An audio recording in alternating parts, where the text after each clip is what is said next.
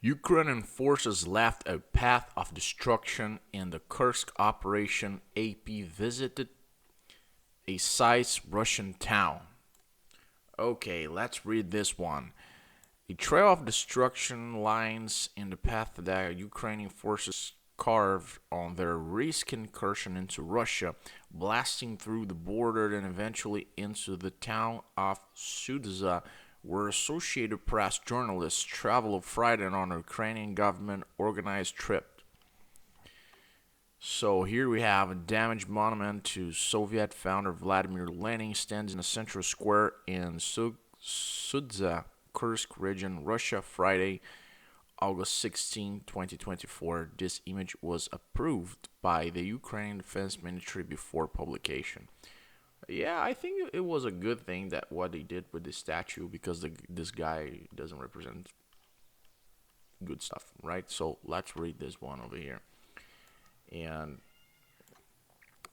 artillery fire has blown chunks out of a statue of Soviet founder Vladimir Lenin that stands in the central square of the Russian town, which Ukrainian President Volodymyr Zelenskyy said Thursday was fully under his troops' control. The windows of an administrative building are blasted out, and its bright yellow facade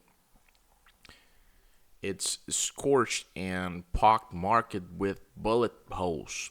Ukrainian forces have overrun one Russian settlement after another in the surprise operation that Kyiv hopes will change the dynamic of the 2.5-year-old conflict. Russia's military has so far, well, 2.5 years, like,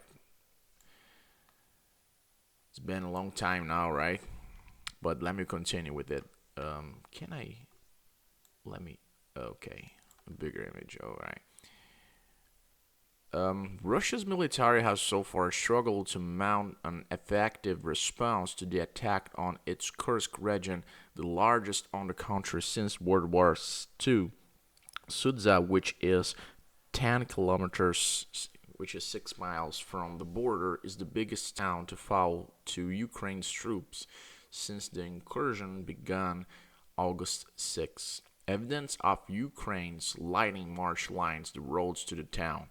On grass littered with debris lie a sign blasted with bullets that has arrows in two directions, Ukraine to the left and Russia to right. A burned-out tank stands by the side of a road. The photos and video the AP chose to publish were revealed by the Ukrainian Defense Ministry, as is a standard procedure on such trips. The incursion has reframed the conflict, leading to the evacuation of more than 120,000 civilians, according to Russian authorities, and the capture of at least 100 Russian troops, according to Kyiv.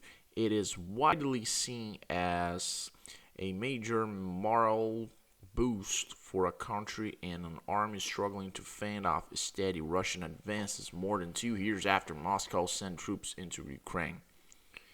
But so far it has not detained Russia's overall strategic advantage. The full scope of the Kursk operation remains unclear, including how long Ukraine is willing to hold Russian territory and to what end. Will Sudzha be a bargaining chip for a future ceasefire negotiation? And if so, will Ukraine assume the role of an occupier in a country that in turn controls a fifth of its own territory? Ukrainian officials and soldiers have said diverting Russian reservists from the main battlegrounds in eastern Ukraine is a minimal aim of the Kursk offensive, but Moscow has shown no signs of withdrawing significant numbers of troops from battles there or slowing their tempo. Zelensky has said Ukraine will establish a command officer in Sudzha to coordinate aid, and military affairs. That suggests Ukraine may plan to remain in the Kursk region long term, or at least wants to signal to Moscow that it might. Ukraine's Western backers have remained largely silent about the surprise operation, though U.S. President Joe Biden said that he's been kept abreast of developments. Okay. Sudzha, which had a population of just 5,000 before the conflict began, holds some strategic importance. From the town, troops can access main roads to continue with their Operation Russia. Natural gas flowing from West Siberian gas fields to Central Europe via Ukraine passes through a metering station in the Sudzha district. However, Ukraine can also cut this gas flow from its own territory.